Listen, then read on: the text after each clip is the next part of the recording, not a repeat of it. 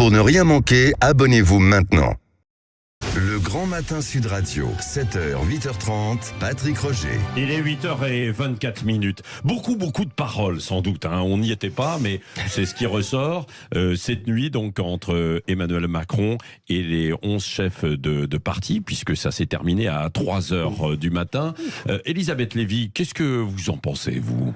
Alors déjà, je trouve que le fait qu'on fasse tout ce tintouin, alors bien sûr il y a la com, il y a la volonté, oui, mais tout ce tintouin autour d'une chose qui semble assez normale, des opposants qui discutent avec le pouvoir en place, ça montre quand même que nous sommes dans une démocratie assez crispée. C'est un événement maintenant que les gens se parlent. En République, c'est pas un événement que les gens se parlent. Si vous voulez, on est adversaires, on n'est pas ennemis normalement. Donc voilà. La deuxième chose, j'en ai parlé hier, si vous voulez, c'est que on a l'impression que c'était une initiative pour montrer qu'on fait quelque chose, oui, mais que, si vous voulez, c'est ce que j'ai appelé la politique intransitive, sans objet. Le seul objet, c'est elle-même. Donc, c'est la mise en scène, c'est ça. Moi, ce qui me choque, c'est de voir l'accumulation en fait de ces mises en scène de palabres. En fait, Emmanuel Macron, il y a eu le grand débat, il y a eu ensuite le CNR, Conseil national de la refondation, qui est un fiasco finalement, puisqu'il en arrive finalement à dire.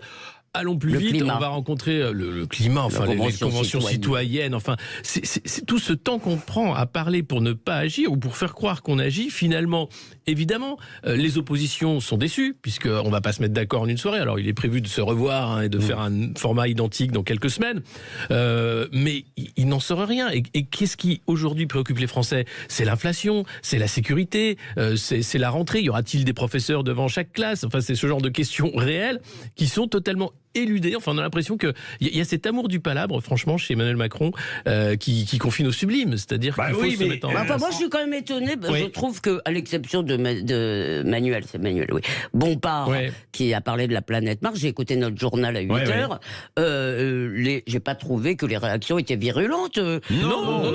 On parle d'échanges francs et directs. Alors, ils ont eu des plateaux repas. Mais qu'est-ce que c'est démago, ça ? C'est vraiment...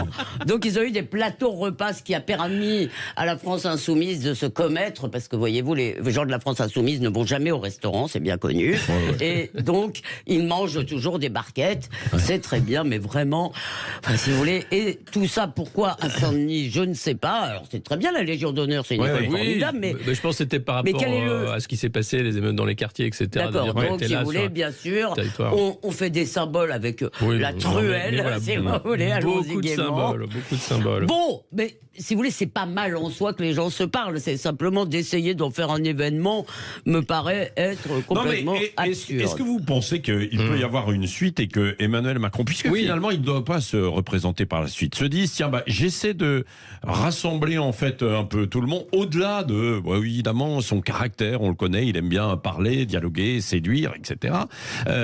Est-ce que ça peut être positif là parce qu'on dit qu'il y avait trop de clivages dans la société. Non mais ça peut être positif si effectivement il y a un but, il y a un objet. Là, on a l'impression que c'est uniquement pour dire c'est un peu quand même tendu dans le pays en ce moment, j'ai pas trop d'idées, est-ce que vous en avez éventuellement, est-ce qu'on pourrait travailler ensemble ? Très bien. Maintenant, c'est quels sont les problèmes ? Pourquoi on n'adresse pas les problèmes les uns après les autres ? C'est ce qu'ils ont peut-être fait. Adresser les problèmes, c'est un anglicisme, cher Alexis.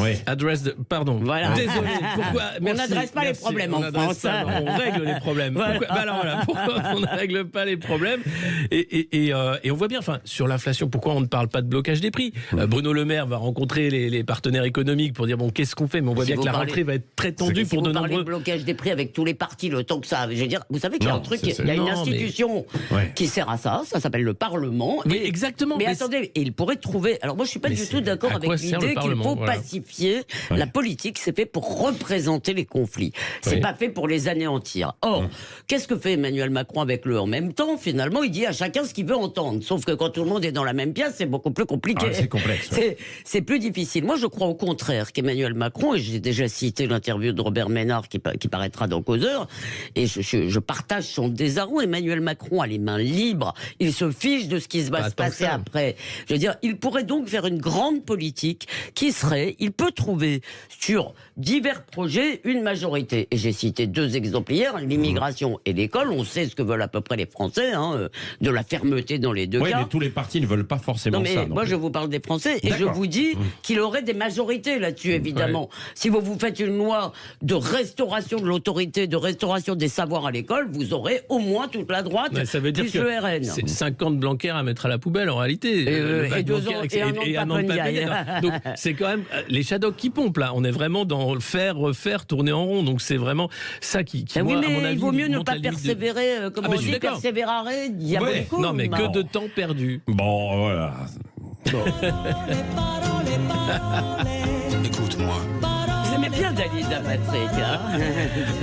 Patrick est... Bon, dans un instant, des paroles, une interview, plus précisément, Christophe Béchu, le ministre de la Transition écologique, avec Jean-Jacques Bourdin. Et vous pourrez réagir, bien sûr, comme chaque jour, tout à l'heure à 9h. Merci de nous écouter. Vous êtes de plus en plus nombreux et ça nous fait plaisir. Il est 8h30 sur Sud Radio. Dans un instant, donc, l'interview politique Jean-Jacques Bourdin.